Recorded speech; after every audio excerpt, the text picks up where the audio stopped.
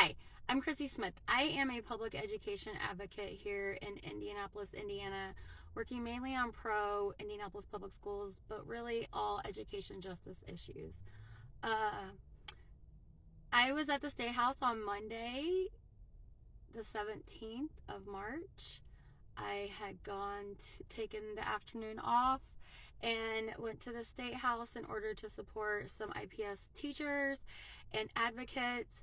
Uh, who are having funding cut to arts programming, specifically music and specialist programming, due to underfunding of public education. So we were there to support those teachers as a rally. So then, additionally, we were also asking for fully funded, fully public education.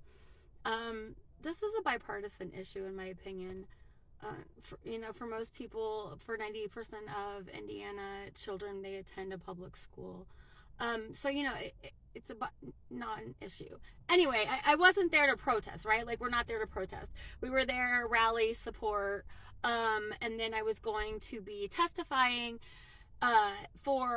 in the afternoon at the Education Funding Committee, to tell them to continue to fund public education, to not take from traditional public schools in order to fund these additional systems for charter schools. Okay. Anyway, so that was the premise, right? I wasn't there to protest. I wasn't there for anything. I don't follow any kind of Republican thing, so like I wasn't really aware of any of like the Beckworth protest. Like, I knew that they were doing it. I thought they were doing it outside. I didn't know how big it was. I thought everyone was wearing green shirts when I first got there because it was St. Patrick's Day, right? So that's how much like I don't pay attention to that kind of stuff. Anyway, so I wasn't aware that this was going to be like some great big thing inside. So I definitely was not there to be any kind of counter protest. We were not there protesting. Like, that is not what was occurring in any way, shape, or form. I'm down for those things, but that is not what was happening Monday. So anyway, I got there late, and the group that I was coming to support was playing a song. They were interrupted by a group of troopers, who then proceeded to tell our group that we needed to move up to the third floor because that is where our permit said that we needed to be. The organizers had spoke with someone. They thought that we were allowed to like roam freely as long as we were playing music, those kinds of things. Anyway, and I guess that there was an issue. Again, all kinds of stuff might have happened before I got there. I have no idea what happened. So anyway, I get there and they're interrupted. The state troopers say that we need to go. They literally are motioning up the stairs like, you guys need to go upstairs. I've been in the State House a lot. I know that the elevators take forever. I looked and saw that there was, in my opinion, it wasn't super crowded, and that I had a clear path, pretty wide pathway, to go up the right-hand side of the atrium and then up the staircase.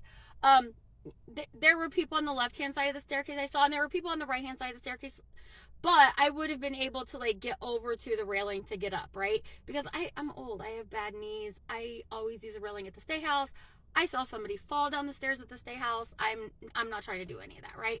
So anyway, I start walking down the right side of the atrium, and I was like, okay, well, we're here for public education, and there's all these people standing around. I want them to know that we need fully funded, fully public schools. So we start walking. I tell my group, hey, I'm gonna go this way. Someone says, I'm coming with you. Okay, great. I start walking. I hold up the sign, saying fully funded, fully public, and I start to go up the side. All of a sudden, I'm walking, and like I'm realizing that like people are taking out their phones and like starting to like be angry, and it was very like, it was kind of weird, and I was like, okay. So anyway, walking, all of a sudden, like I get an elbow to the face, and so I stop, and I'm being pushed, and I hear someone say, stop pushing. I was like, I'm not pushing. And then all of a sudden someone grabbed my right arm and was like, there's someone in a wheelchair. Stop pushing. And I was like, I'm not fucking pushing. But I am being pushed. So they move. Later find out that was Micah Beckworth. I didn't even know what he looked like. Anyway, so they move all of a sudden, like, it opened, like, they're gone and I'm starting to walk, but like now I'm like engulfed by people. Like, it seems like there's a lot of people around me that were not there before. And I start to try to go up this, like, start to go, and it's like I feel like I'm surrounded. I don't know where the person was with me. People have out their cell phones, they're like screaming, they all look very angry, like I'm hearing profanities. Like, it got real intense real quick. And as I started to go up this, like, I went to go up the stairs, and all of a sudden, like, I look and I don't have a pathway to go up the stairs anymore. Like, I don't have a pathway to the right hand side of the staircase. From my perspective, where I was standing, I was I was literally like surrounded by people who are now screaming and yelling and being very aggressive and very angry. And I'm a little confused and I'm a little triggered by the whole thing of like, what is happening? So I start to try to go up the railing on the left-hand side, which was the closest to where I was. And these men would not move. And I needed to use the railing to go up the staircase safely. I didn't feel like I could turn around and go back because I had been being pushed forward. So I look over to my right-hand side and I see a state trooper. And I say to him, I need to use the railing. And I probably cussed. I'm not going to lie. I probably said I need to use the fucking railing, right? So anyway, because these dudes are literally like screaming at me in front. There's a picture of like the one guy just standing there. There's other guys standing there.